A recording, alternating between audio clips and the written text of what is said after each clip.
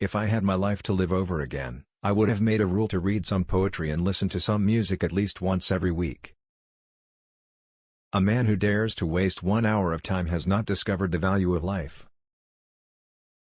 Ignorance more frequently begets confidence than does knowledge. It is those who know little, not those who know much, who so positively assert that this or that problem will never be solved by science.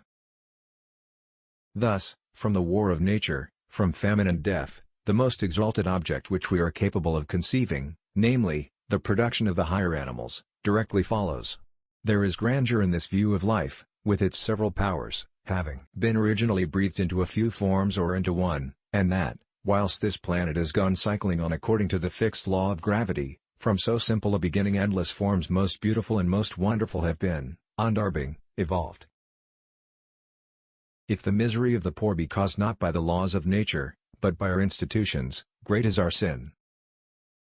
We stopped looking for monsters under our bed when we realized that they were inside us. It is not the strongest of the species that survives. Not the most intelligent that survives. It is the one that is the most adaptable to change. The mystery of the beginning of all things is insoluble by us, and I for one must be content to remain an agnostic. The highest possible stage in moral culture is when we recognize that we ought to control our thoughts. An American monkey, after getting drunk on brandy, would never touch it again, and thus is much wiser than most men.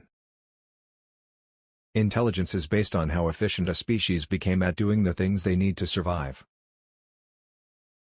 One general law, leading to the advancement of all organic beings, namely, multiply, vary, let the strongest live and the weakest die. We must, however, acknowledge, as it seems to me, that man with all his noble qualities, still bears in his bodily frame the indelible stamp of his lowly origin.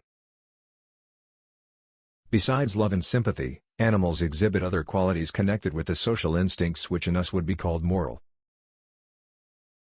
As man advances in civilization, and small tribes are united into larger communities, the simplest reason would tell each individual that he ought to extend his social instincts and sympathies to all members of the same nation, though personally unknown to him.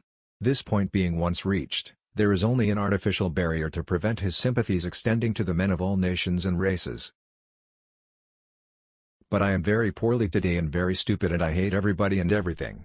One lives only to make blunders.